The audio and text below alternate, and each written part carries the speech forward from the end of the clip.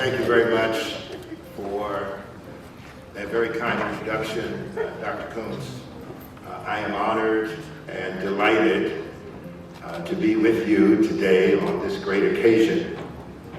I want to extend my appreciation to the Sandusky Club of Black Business and Professional Women, and in particular to my friend, the president of this organization, Mrs. Vicki Sizemore Slaughter, and the vice president, my classmate, friend, Honorable Nevada Stovall Wilson, and to all of you who have come to help us celebrate on this annual Dr. Martin Luther King Jr. celebration.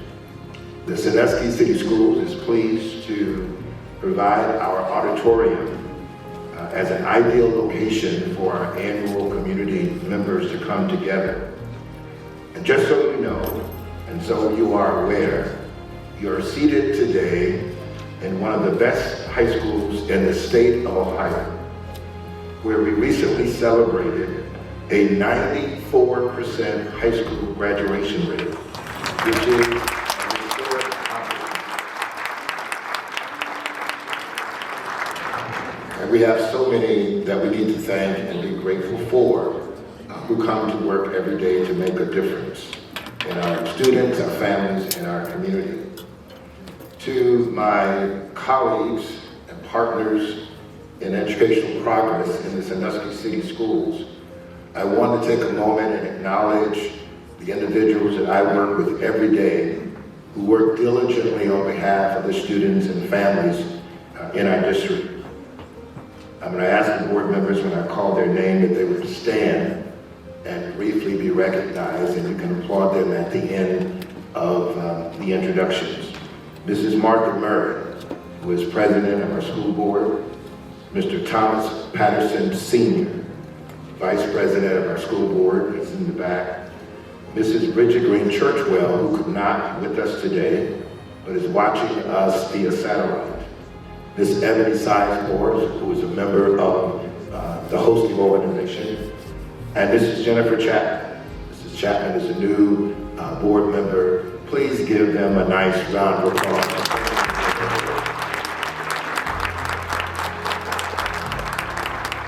Very much appreciated. To all of our elected officials from the community, to all of our leaders of all of the organizations, social justice organizations, civics groups, faith leaders, to all leaders who subscribe and commit to inclusion, engagement, and participation of all people, we salute you today and thank you for your service. To the presenters and the participants in our program, thank you for taking time out of your day to put forth the effort to remember the dream of Dr. King. And it is our prayer and our hope today that you will internalize these beliefs in your daily work and activity. A special thank you to our gifted and talented students who participated today. Let's give them another round of applause.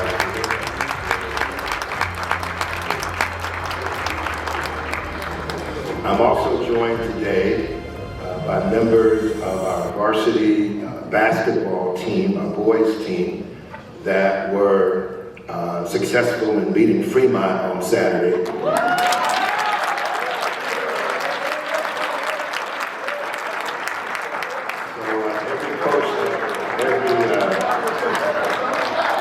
right, y'all sit down, sit down. Those are my boys.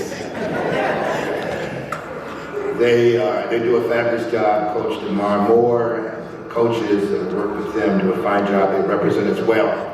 I tell every coach in the district, you got two jobs, beat Perkins and beat Fremont. Sorry about that, Perkins. I know some of y'all are here today. But to our students, thank you for your belief and thank you for your willingness to be a participant and being a transformative individual and be a part of our school district and community. Today I want to organize my brief talk into about 3 or 4 different categories. I want to talk a little bit about understanding the shoulders pillars that we're all standing on today in order to do the work that we're doing. I want to address the social, emotional challenges facing our nation today that I believe might be the biggest and significant hurdle to achieve Dr. King's dream in the 21st century. I want to also provide a call to action that addresses the burning question of this organization's theme for today. If not us, then who? All right. If not us, then who will help us achieve Dr. King's dream? And finally, I have some thoughts and some suggestions on how we might go about keeping the dream alive. On the day that our nation pauses to remember the life and legacy of Dr. King and other civil rights and social justice causes of our nation, it is impossible for me to stand here today without acknowledging that I would not be able to even stand here if it were not for hundreds and thousands of individuals, many who made the ultimate sacrifice of death. These are the shoulders that I stand on today, and you as well, even though you may not know it. Speaking of standing on shoulders, I want to acknowledge my mother and father, the late American and Eugene Sanders, their values, their standards, their expectations set by them and many of their generation, because they really understood what sacrifice meant. And they projected and demanded improvement and growth and contributing to become the best you that you can become. There are thousands of parents just like mine all across this community who had very little formal education, but they sure made sure that we got our lesson. I stand tall today to say thank you to American Eugene Sanders. I also want to acknowledge the brave, passionate, and committed leaders of our community. I would not be able to be your CEO and superintendent without their sacrifices and their work. Today, I want to name a few of them that I know and knew that made a difference in my life and in our community. The Reverend Curtis A. Brown, the Reverend John Stovall, the Reverend Eddie Kennedy, the Reverend W. Vincent Stevens, Mr. Clarence Cedars, Captain Floyd Churchwell, Mr. and Mrs. R.B. Oglesby, Mr. Tony Bonner, the Reverend Richard Ashburn, Mr. Bob Langdon, Doug and Lovey Level, Ted Houston and Pastor Houston, Mrs. Elsie Harden, the Reverend Herman Robinson, Mr. Leroy Sizemore, Mr. Grady McDonald, the Reverend Tom Darden, Mrs. Francine Newell, Mr. Waddell Simmons, Mr. Starlin Jackson, Mr. Warren Simmons, Mrs. Barbara Johnson, and many, many more.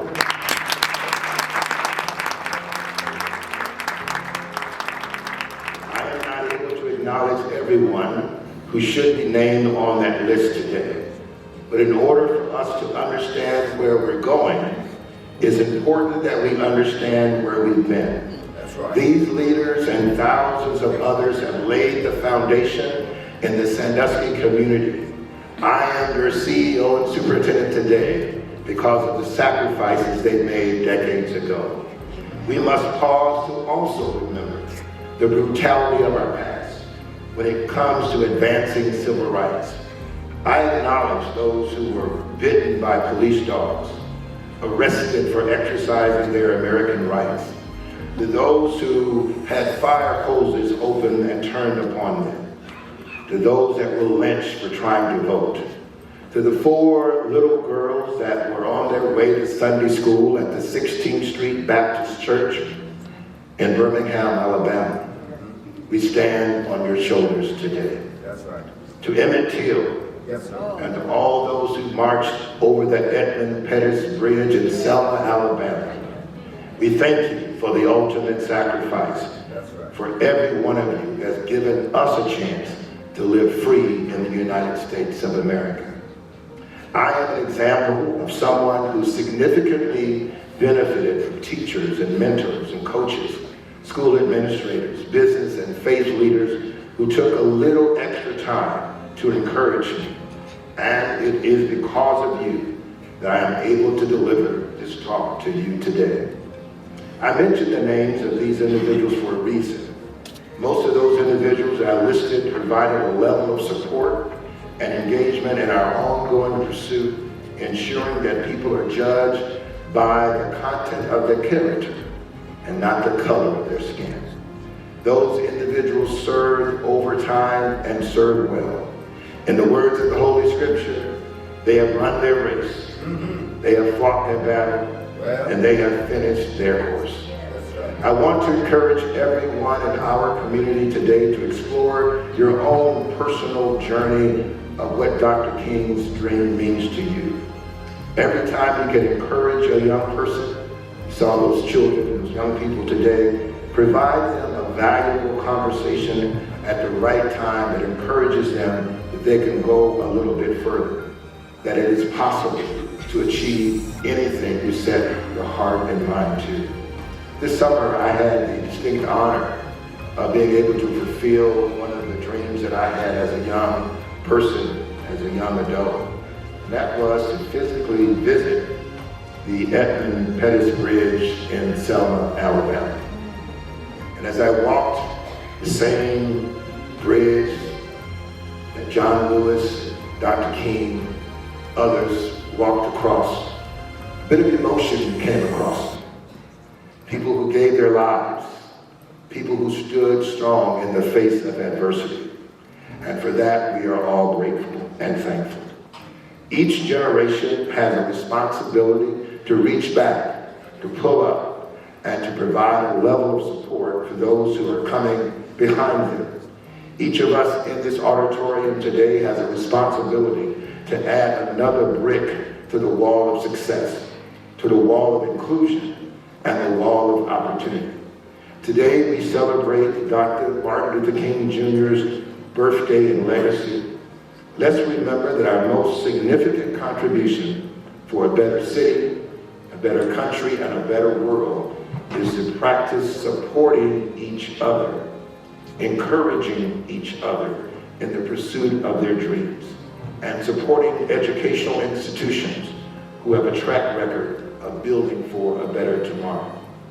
Now the question before us in this fast-paced, technology-driven culture of the 21st century is where are the leaders for tomorrow are? Where will they stand in the face of adversity? It's time for a new generation of leaders to continue the battle of fairness and equity and opportunity and justice.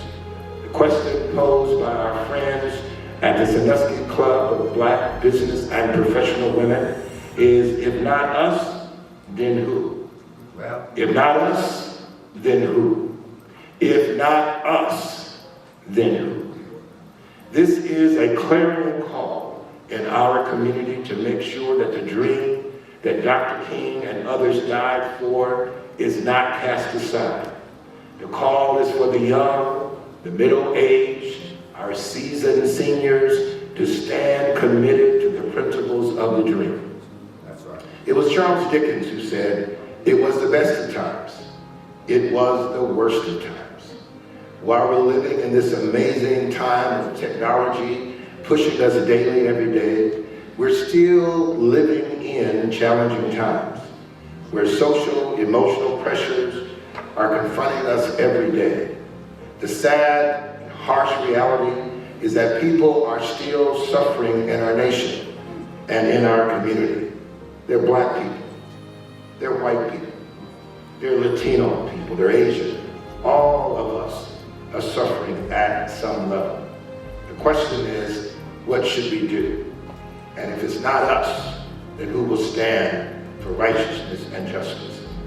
According to some recent stats that I read, suicide is the second leading cause of death of those individuals between the ages of 10 and 34 in the United States of America. More Americans suffer from depression than coronary heart disease, cancer, and HIV/AIDS. Our children and our young adults are reaching out to us, and we need to be there to answer the call. We need everyone to be part of the solution and the answer. If not us, then who? And I'll add, if not now, then when? Dr. King struggled with this very question over 50 years ago as our country was wrapped in the midst of a civil rights struggle, a struggle for equal access, a struggle for equal opportunity, a struggle for access to education, a struggle to sit in a restaurant and the chance to be served a burger and an order of fries. We cannot help but be grateful for the hard work that Dr. King and other leaders in our civil rights struggle have put forward. We're all standing here today because of the sacrifices that them and so many have made. Now, ladies and gentlemen, brothers and sisters, the struggle is real. Yes, sir. Yes. The struggle is real. The issues facing our nation this past summer, dealing with equity, justice, and fair treatment, are still issues facing our nation in real time. I encourage you to not be a bystander in the struggle to end racism, discrimination, and unfair treatment. One of Dr. King's most famous quotes is, "The ultimate measure of a man is not where he stands in the moments of comfort and convenience, but where he stands in the times of challenge and controversy." My friends, it's easy to make decisions when there is no controversy, where there is no difficulty or problems. It's certainly more challenging when there's conflict and disagreement and emotionally charged conversations. I encourage you to stand for justice and to stand for fairness and to stand against people and institutions that treat different people differently. I submit to you that the struggle is still real. The fight for mental health and stable mental health is the newest struggle for the opportunity to defend justice, fairness, and the American way. One of the things that we can do to make our world a better place is to be kind to one another. Dr. King said, "In the end, we will remember not the words of our enemies, but the silence of our friends." My friends, today, as I prepare to close my comments, I want to leave you with a few suggestions and thoughts and observations of how we might be able to answer the clarion call of, if not us, then who? Today, I stand before you and share with my hometown community these 6 or 7 pieces that I think are important to help us survive and do well. Number 1, we are who we have been waiting for. We are who we've been waiting for. There's not a need for us to go and look for a leader in the 21st century that can accurately summarize where we are as a nation and provide the direction that we need to move forward. We already are prepared to contribute to a better city, a better neighborhood, and a better nation, and indeed a better world. It has always been the youth of our nation that has led our moral compass to become better human beings. So we can step up now. We don't need to wait. We are prepared now. We are ready. We possess all that we need to get what we want. Jesus said, "I come that you might have life and that you might have it more abundantly." We must continue to believe that we can build better dreams. Our second step comes right out of the vision of Dr. King, the need to contribute to focus on diversity and inclusion, togetherness, and finding common ground is key to our success as a nation. I believe that those who seek to divide us are absolutely wrong, and they need prayer. because somewhere deep in their spirit is a divisive and contrary attitude. We are stronger when we seek ways to discuss our differences and find solutions that benefit us all. We must continue to focus in our community on those who are less fortunate than we are. Poverty, discrimination, prejudice, the us versus them mentality, those people phrases, and other phrases that divide us does not help us grow and advance. Poverty and the lack of resources in the richest nation in the world continues to be a proposition that simply does not go together. I have learned in my life that at some point along the way, you're going to need a little help from somebody. I encourage you today to live the dream that Dr. King has laid out for us and care about what happens to your fellow citizens. As long as there is poverty and injustice in our world, none of us are truly free. Education and digital competence are absolutely keys to the future. It was Sir Francis Bacon who said, knowledge is power. All achievements in life emanates from that notion, that when you learn something, when you gain educational knowledge, you are immediately in a better position to have a different and a better life. We must encourage our young people in our community to stand together and support education.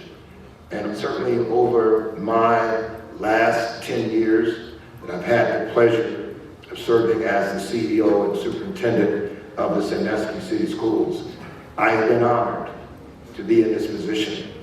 I am honored to have had the opportunity to come home and to make a difference in our community. Now, when I retired on July the 31st, 2022, I will always have in my heart every single day of my life this community and this school district, because I am where I am today because of so many just like you. And so while we have made great success, in the words of Robert Frost, we have miles to go before we sleep. There is still work that needs to be done. We need to focus on social justice and fairness and equity and inclusion. And we cannot forget about the importance of financial strength and financial independence. Building wealth allows you to really be free and in control of your own life. This challenge requires us to have conversations in our own community about what we do and how we do it. I want to encourage you today to encourage our young people to dream better dreams. Dream big dreams. Now I know we live in a BT, Facebook, Instagram, Twitter, TikTok, LinkedIn, WeChat, Snapchat, WhatsApp, Messenger, YouTube, QQ, QZone, Reddit, and about another dozen ones that the young people don't want us to be on. One thing I've learned, Dr. Coombs, over the years, as soon as I learn how to use one of these, they go to something else. But the fact of the matter is that these videos and these images that our young people see exaggerate some of the non-realities of what their life is like every day. I'm here to tell you today that you don't need Snapchat to be successful in life. That's right. I encourage you to dream big and to go after what you feel you can become. And finally today, my friends, I want to encourage you to develop a mindset to win. Don't be discouraged by your haters. If there's one thing I've learned, everybody don't like you all the time. That's right. Right? Right. Now, they really don't like me when it's snowing outside and I open school anyway. I will say that students have been especially nice and warm to me today, especially kind, telling me how wonderful I am, what a great job I'm doing. I think they are anticipating more snow tomorrow, but I think we're going to be just fine. Developing a mindset to win allows us to keep going in the face of adversity. And I encourage all of my young people and all of our folks in our community to do just that. In the words of the late Edward Kennedy, the work goes on, the cause endures, the hope still lives, and the dream will never die. I submit to you today that we don't feel no ways tired. We've come too far from where we started from. Nobody told me that the road would be easy, but we've come this far by faith, leaning on the Lord. So my friends, don't get weary in well-doing. Don't be discouraged. We can do this. It's our turn. If not us, then who? We can continue to build better dreams. God bless you.